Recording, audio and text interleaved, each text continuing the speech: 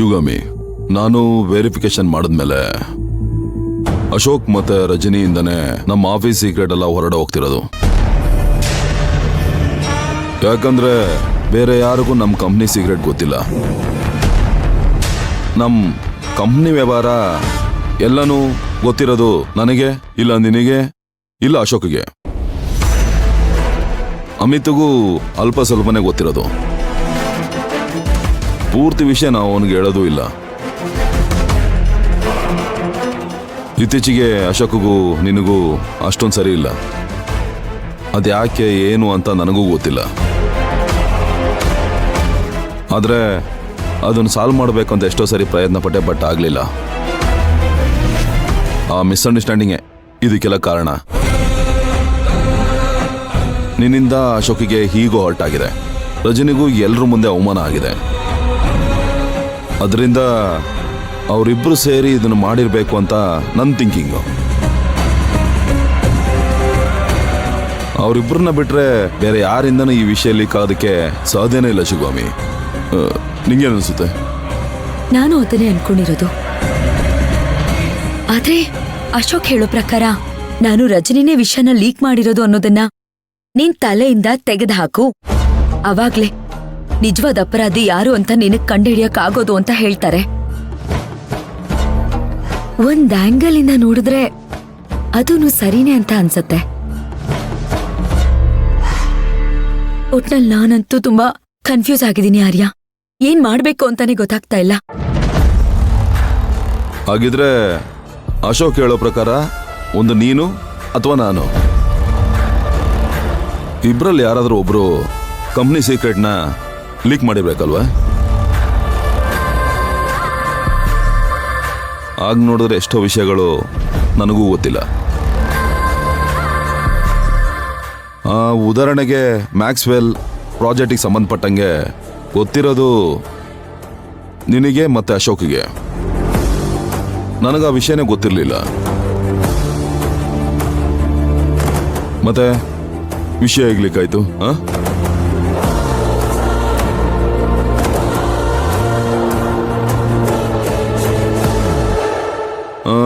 ಹಾಗಿದ್ರೆ ಈ ಕೆಲಸನ ನಾನೂ ಮಾಡಿಲ್ಲ, ಅಶೋಕು ಮಾಡಿಲ್ಲ ಅಂದ್ರೆ ಮತ್ತೆ ನೀನ್ ಮಾಡ್ತಾ ಇದೀಯಾ?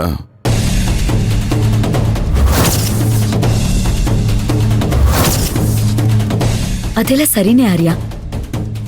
ಮತ್ತೆ ತಪ್ಪು ಯಾರ ಕಡೆಯಿಂದ ನಡೀತಾ ಇದೆ? ನಮ್ಮನ್ ಬಿಟ್ಟು ಬೇರೆ ಯಾರಾದ್ರೂ ಇದಾರಾ? ಎಲ್ಲ ಗೊತ್ತಿದ್ರು ಗೊತ್ತಿಲ್ದಿರೋ ಹಾಗೆ ನಮ್ ಜೊತೆಲಿರೋರು ಯಾರಾದ್ರೂ ನಾಟಕ ಮಾಡ್ತಿದಾರಾ?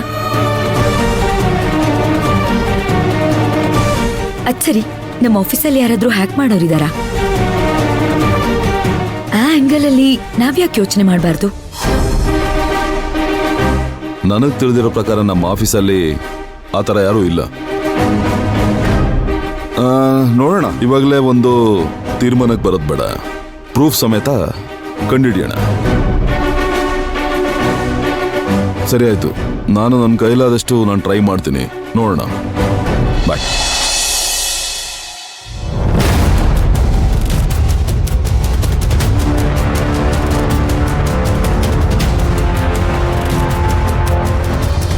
ಆರ್ಯ ಹೇಳ್ದಾಗೆ ಆಫೀಸ್ ಸೀಕ್ರೆಟ್ ಗೊತ್ತಿರೋದು ನನಗೆ, ಅಶೋಕ್ಗೆ, ಆರ್ಯಗೆ ಮಾತ್ರ.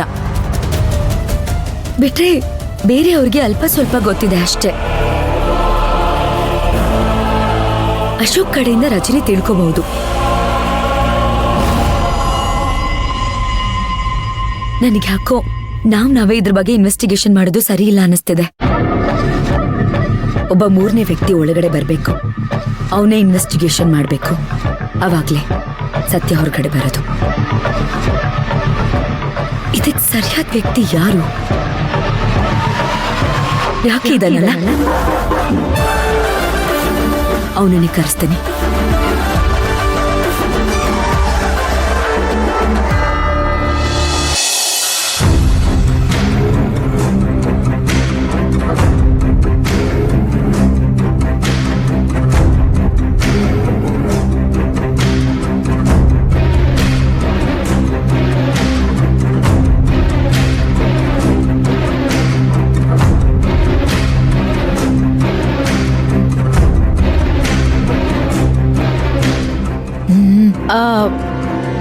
ತಗೊಂಡು ಹೋಗಕ್ ಬಂದ್ಯಾ? ಹೌದು, ಅಭಿರಾಮಿ ಅವರಿಗೆ ಟ್ಯಾಬ್ಲೆಟ್ ಕೊಡ್ಬೇಕಾಗಿತ್ತು. ಓ, ಯಾಕಮ್ಮ ಒಂಥರ ಇದೆಯಾ? ಯಾರಾದ್ರೂ ಏನಾದ್ರೂ ಅಂದ್ರ? ಇಲ್ಲ, ನಿಮ್ ಮನೇಲೇನಾದ್ರೂ ಜಗಳ ಆಯ್ತಾ? ಏನಿಲ್ಲ, ನಾನು ನಾರ್ಮಲ್ ಆಗಿ ಇದೀನಲ್ವಾ. ಒಂದ್ ಹೆಣ್ಣಿನ ಮನ್ಸಲ್ಲಿ ಏನ್ ನಡೀತಾ ಇದೆ ಅಂತ ಇನ್ನೊಂದ್ ಹೆಣ್ಣಿಗೆ ಗೊತ್ತಾಗಲ್ವೇನಮ್ಮ? ನೋಡು, ನಾವು ನಿನ್ನತ್ರ ಹೇಗೇಗೋ ಮಾತಾಡಿರ್ಬೋದು, ಆದ್ರೆ ಕಷ್ಟ ಅಂತ ಬಂದಾಗ ಎಲ್ರೂ ಒಂದೇ ಕಣಮ್ಮ. ನನ್ನನ್ನ ಹೊರಗ್ನೋಳು ಅಂತ ಅನ್ಕೋಬೇಡ, ನಿಮ್ಮಮ್ಮ ಅಂತ ಅಂದ್ಕೋ. ಏನೇ ಇದ್ರೂ ಪರವಾಗಿಲ್ಲಮ್ಮ, ನನಗೆ ಹೇಳು. ನೀನು ನನ್ ಸೊಸೆನ ನೋಡ್ಕೊಳಕ್ ಬಂದಿರೋಳು. ನಿನಗೇನೋ ತೊಂದ್ರೆ ಬಂದಿದೆ ಅಂದ್ರೆ ಆ ತೊಂದ್ರೆ ನಮ್ಗೇ ಬಂದ ಹಾಗೆ.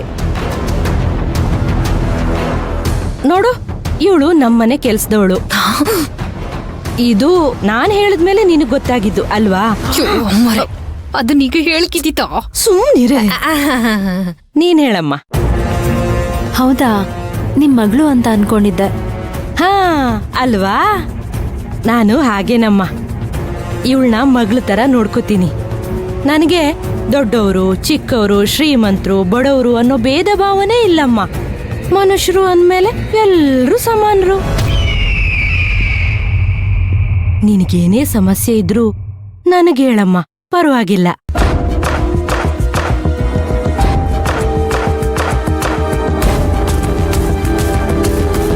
ನಮ್ ತಾಯಿ 3 ವರ್ಷದಿಂದ ಹಾಸಿಗೆ ಹಿಡ್ದಿದ್ದಾರೆ. ಹಾ? ಓ, 3 ವರ್ಷದಿಂದ ಅವರಿಗೆ ಆಪರೇಷನ್ ಆಯ್ತು. ಆಪರೇಷನ್ ಫೇಲ್ಯೂರ್ ಆಗೋಯ್ತು. ಅಯ್ಯೋ. ಆಪರೇಷನ್ ಆದ್ಮೇಲಿಂದ ಕಾಲು ಸ್ವಾಧೀನನೇ ಇಲ್ಲ. ಆವಾಗಿಂದ ಮಲ್ಕೊಂಡೇ ಇರ್ತಾರೆ. ಆ ಆಪರೇಷನ್ಗೆ ಅಂತ 5 ಲಕ್ಷ ರೂಪಾಯಿ ಸಾಲ ಮಾಡಿದ್ದೆ.